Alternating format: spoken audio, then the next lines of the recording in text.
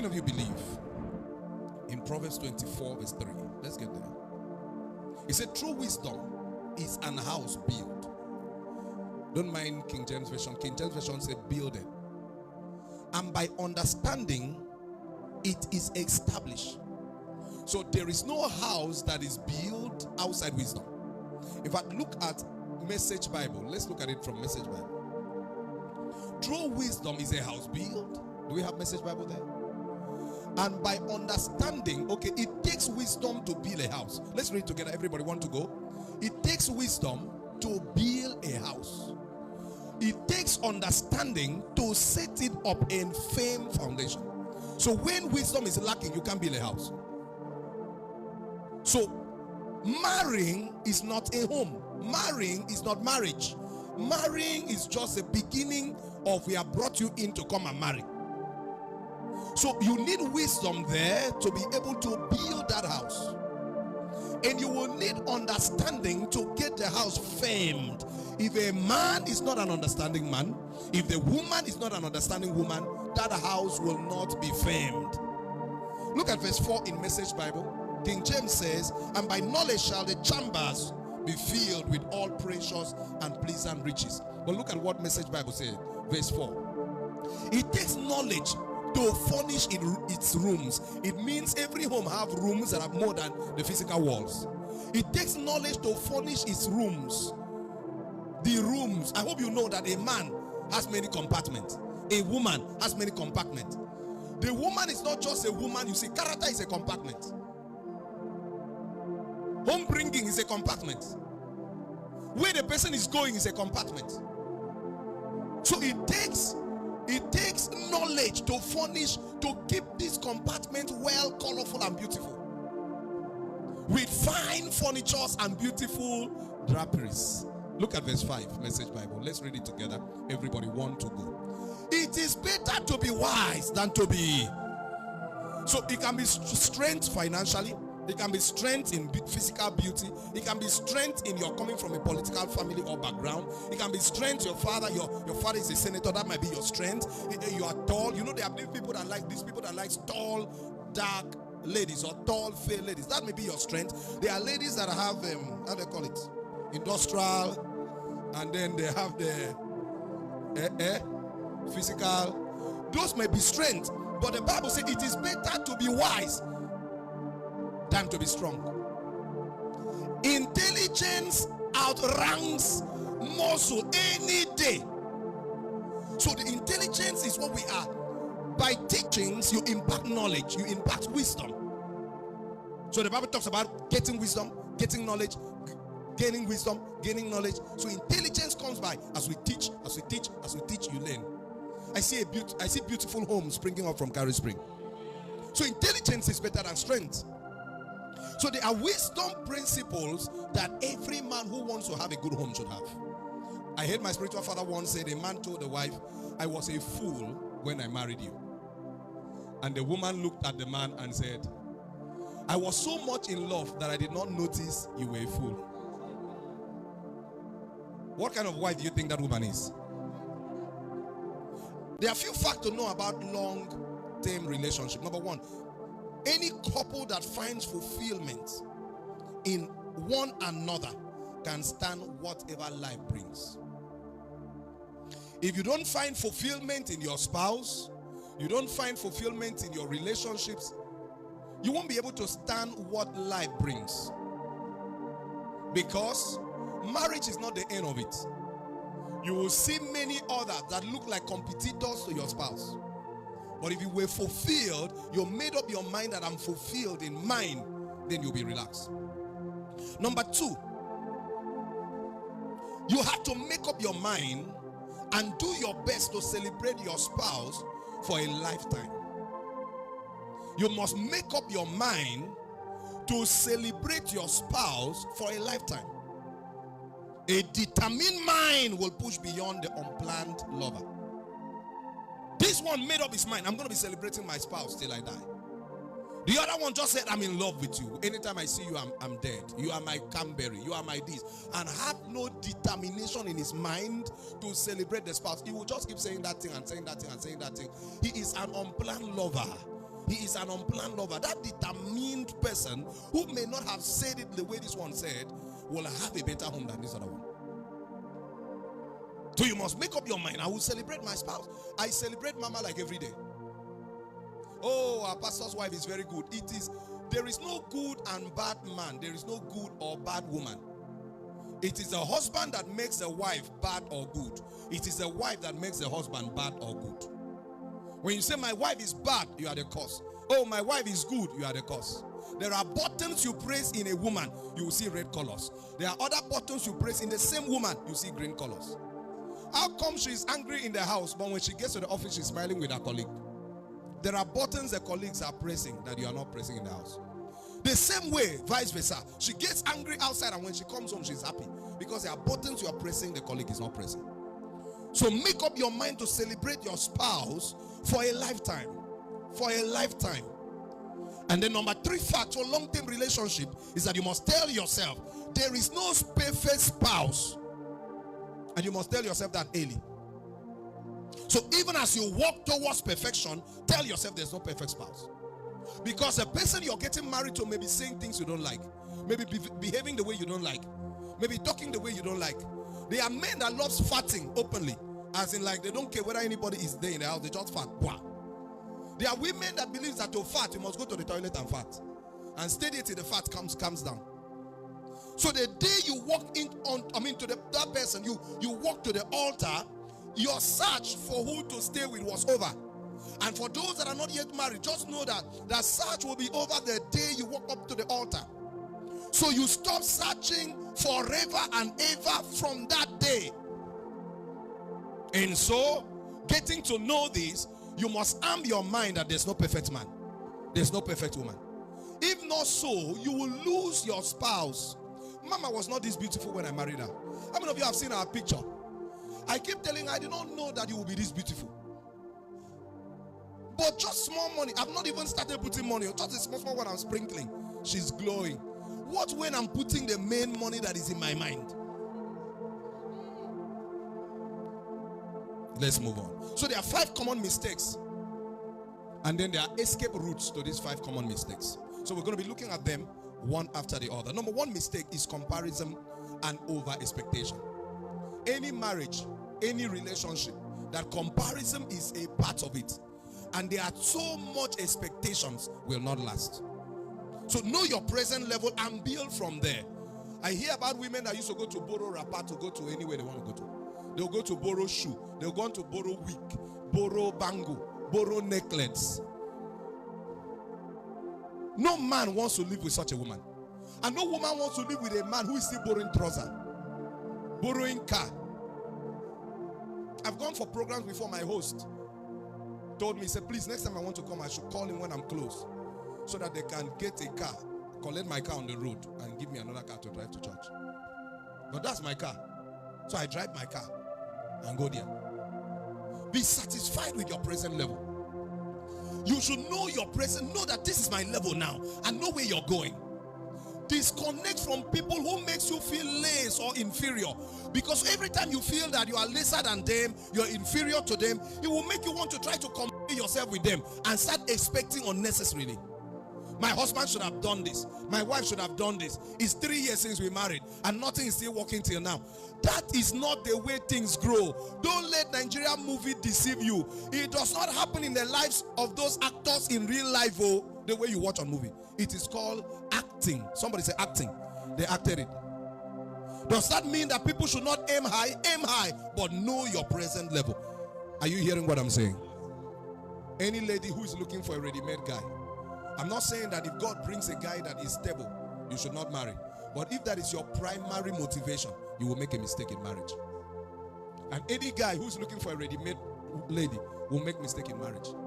Know your present level. Know your present state. One of the reasons I don't allow people to come to my house now is so that they don't put me under pressure. I'm satisfied where I am right now. So if you want to see me, come to see me in church or see me in the office. Unless I know that you are this kind of person that is satisfied with whatever, you can know my house. Are you following me here? So stop looking for anything that pushes you under unnecessary pressure. Number 2, not accepting your spouse fully. You are married, but your eyes is still outside. Tell yourself from the first day, this is the best person for me. A guy has proposed to you, or a lady has accepted your proposal. From that day, see that person as the best option God has for you. The way out is when you stop looking outside. If you do not stop looking outside, that relationship or marriage will not last. Have you heard, some young ladies can relate to this. A man is married and then they will meet you and say, "Child, if I saw you, I wouldn't have married my wife." Have you heard something like that before? I made a mistake. That's my wife, not a mistake. You are just the person that was in my heart.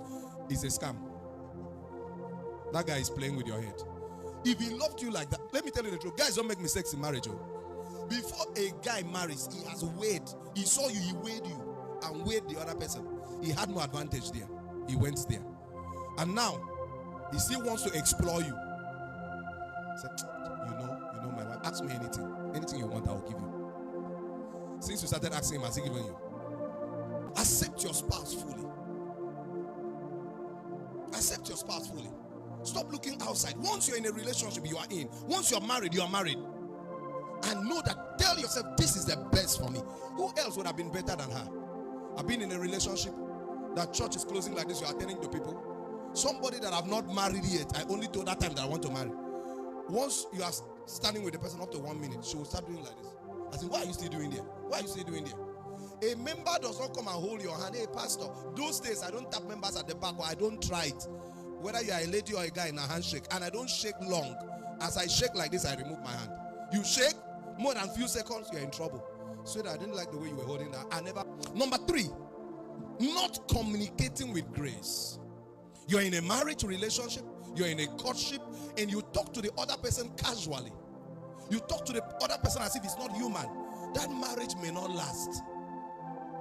You know how to talk, you should talk with grace. The Bible said our words should be seasoned. Communicate with grace. You come, you see plates where plate is not supposed to be. There's a way to talk. You come, you see clothes. I told you last Sunday that these are 2 different persons coming from 2 different backgrounds. The other person in their house, they may be hanging cloth on wardrobe. While the other person, they used to hang cloth on chair. It will take time for her to adjust, knowing that cloth is not always hanged on chair, but on wardrobe or in the wardrobe. There are some that their clothes, they hang on the door of the room. There are people that you will get married to that never have seen anger in their life. They only watch anger in movie. It's door. You must communicate with grace. Say, "Pastor, I hear." And while communicating with your spouse, avoid abusive words. Nonsense. In fact, I think this marriage, just begin call your people now as if she's the one losing in a marriage. The truth about it is there are many ways to communicate with people. There are people that since they were born, they have never known anything they call toothpaste or toothbrush holder. Toothbrush is put inside cup and is kept in the room or is kept in the kitchen. They only know that toothbrush is supposed to be in the bathroom as they have entered your house. There are people that don't even know that bathing soap must be in the bathroom, because they were in the bathroom that about 19 persons were using. So when you finish bathing, you carry your soap, your towel, your everything to the room. You must have this understanding when you marry, that these are different people coming from a different background, and it will take time to integrate. It will take time to learn. You will tell the person tomorrow, don't keep soap again inside the room. Keep in the bathroom. You say, okay. After bathing, unknowingly had carried soap again, because she had carried that soap, or he had carried that soap for 18 years, for 20 years. If you do one thing for 20 years, will you change in 1 month? When we were in the hostel as a young boy in secondary school, you move around with your spoon in your pocket.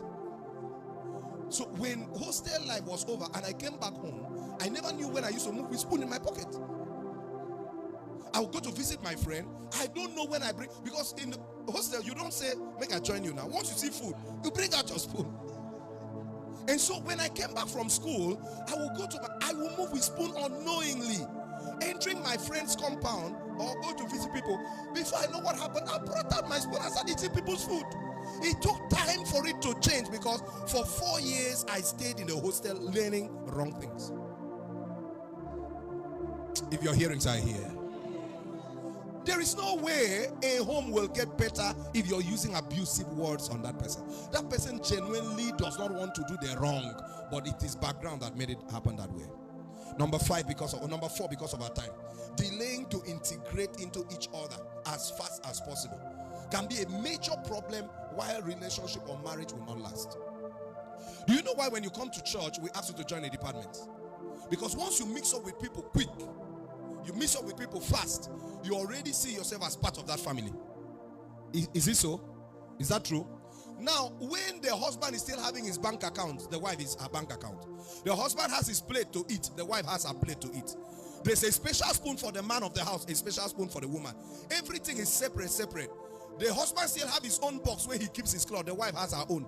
Everything separate wardrobe, separate box, separate plate, separate everything. You have not integrated quick.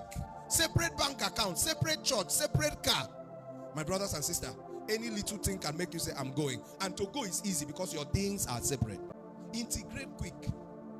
Don't wait and say, it's after 4 years our marriage will start bonding. That same year you marry. Young people, if you have not married yet, don't do this one.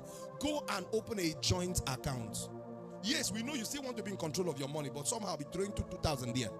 Let something bond you people financially. Let something bond you people here and there and so on and so forth. And don't make yourself the sole signatory. Both of you can sign. Or either of you can sign. Integrate quickly. Do things that bonds you together as quick as possible. Pray together. Play together. Watch movies together. Go on vacation together. Cook together. Do things that bonds you together. It helps that home last. And then, if you were not doing that, the way, you see, I write the problem up, I write the possible way out down. So the problem is delaying to integrate into each other as fast as possible. The way out is do things that bonds you together as quick as. There